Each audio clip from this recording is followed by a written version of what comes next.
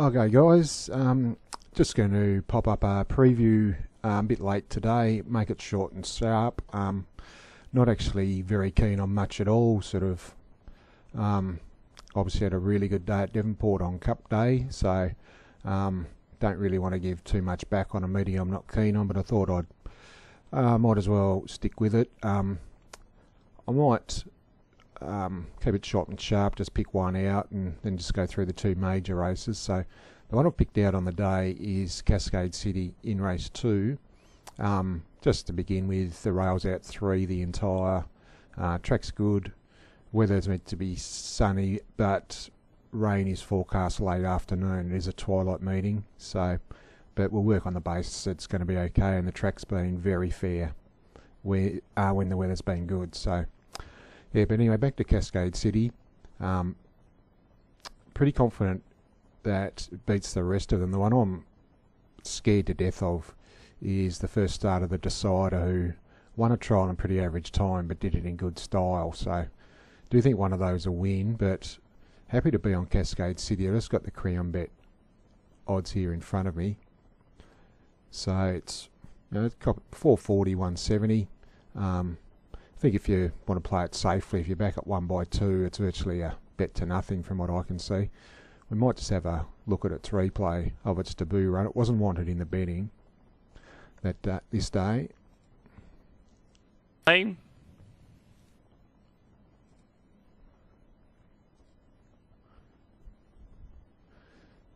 It's begun, well, it's sort of third in the middle here in the purple with the yellow sleeves, and it finishes up leaders back. I had my life on Bosporus this day and actually gave it a bit of a scare. Here's Bosporus in the blue and red colours. So it rolls up the leaders back here now. And if we just watch here on the turn, tries to get out and gets shut back in the pocket and loses its momentum a little bit and actually picks itself up very well late in the race. Might as well watch the entirety of it. It's the only replay I'll be showing of the gallops. So you can see here it's tried to push out. The fair argument if it got through there it would have actually won. So it lost its balance. Now sort of switches around. And if you have a look at its last 100 metres, it's very good. And worth noting, the winner's since won again out of that race. And it's actually, I think it's about 4th or 5th favourite in the Tasmanian Guineas. So this day the time wasn't electric, but they did go almost identical time to the Class 1 over the same trip on the day, so you can draw a bit of a line through that. Yeah, so happy to be on. Second race start, you'd imagine it takes a little bit of improvement. Barrier 4, it'll race on speed.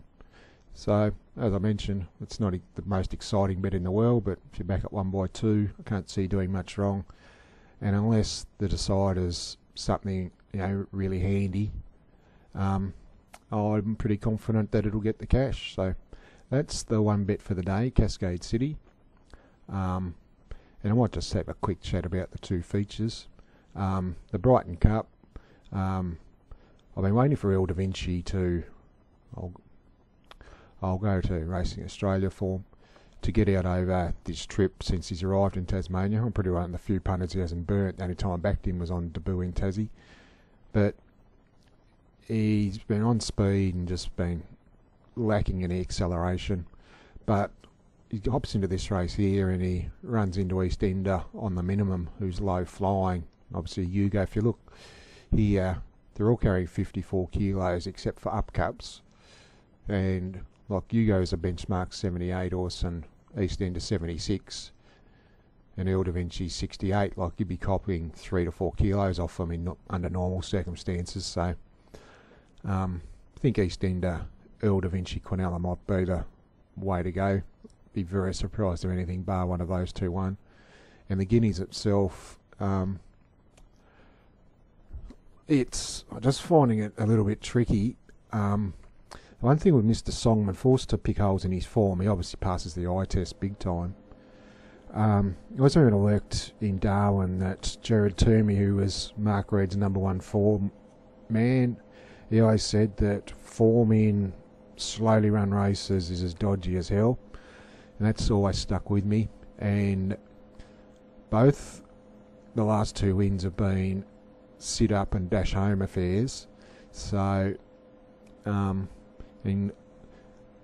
the other thing, extra 200 metres out to the mile. So I'm not potting him, like still the clear top pick, but do you want to take 6-4 about him under those circumstances? Penstock, he's going to run the trip. He's actually been jumping a lot better, putting himself on speed as well. Might be a little bit underrated in this grade. Petuna Arena, a trial the other day was a little bit concerned. He didn't look overly impressive at all, but obviously she's been crying out for this trip, been racing like a stayer since she resumed. Overplay was one we pointed out last time, in the quickest last 200 of the night, and he's probably looking for 2,000, but these are probably a bit sharp for him over this type of trip, but probably just keep an eye on him for a longer trip. And Chain of Fools, the Gay Waterhouse Adrian Bott trained filly, she'll be on speed and probably make it a true staying test. So forced to pick one, I'll probably go Penstock. I can see him settling handy, and if the hammer's down from Chain of Fools, it just might test Mr. Songman over the trip, but no confidence in the race at all. So we might just leave that there. And so just confirming then, the one that we've picked out on the card is race 2, number 2, Cascade City, a regally named Cascade City. Actually rolls off the tongue well. And actually, whilst I'm at it, we might actually throw in a harness tip as well. So I'll go and grab the harness for.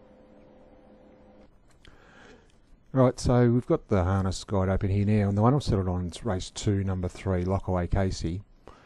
Gets into a 3-year-old and older fillies and mares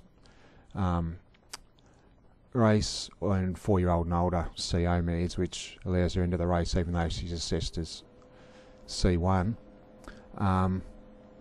Figure form's not overly flash, but we might just go and have a look at the past two runs, which probably explains it better. So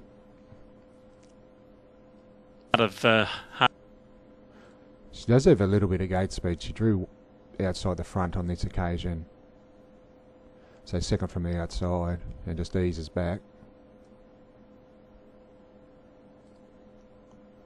So she's here, still 3 deep, getting eased back to last.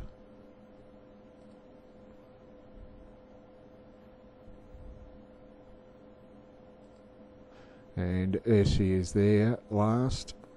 And the horse, if you notice here, the horse in front of her gallops, on the outside, Fiery Filter. If we just watch it, so it's not in the picture at the moment. Just keep an eye at the back of the screen here.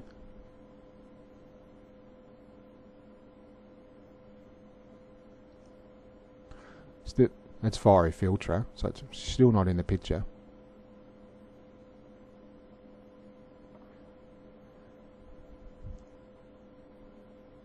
So she'll appear soon. Got waiting for Christmas, so just keep an eye on her late.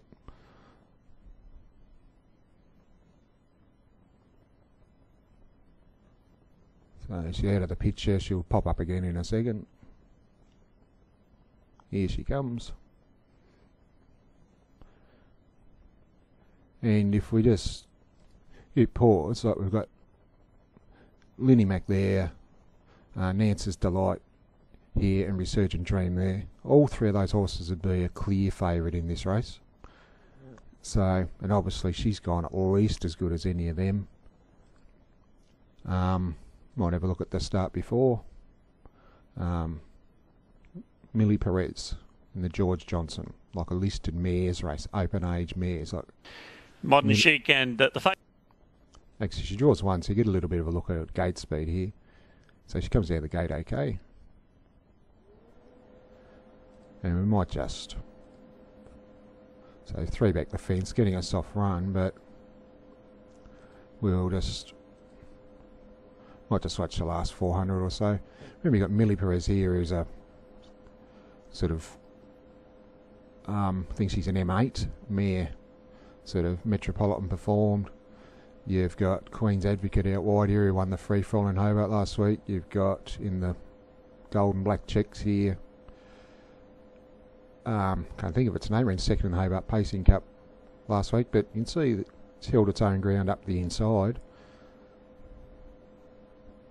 You know, look, it's not terrible run. This is like, we're talking entirely different league of horses here. Like, these are free-for-all horses. And tomorrow night she's getting into a non-winners mare against her own sex. And look, our good friends at Bet 365, it was race 3. Yeah, so 4.8 put up. So she's been $8 into $6.50 into $4.80.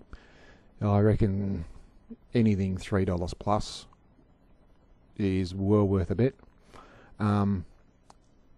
Volkova Lee's definitely has a chance. The one thing about her, though, is that the only 2 times she's drawn the front, she's galloped, which is a slight concern.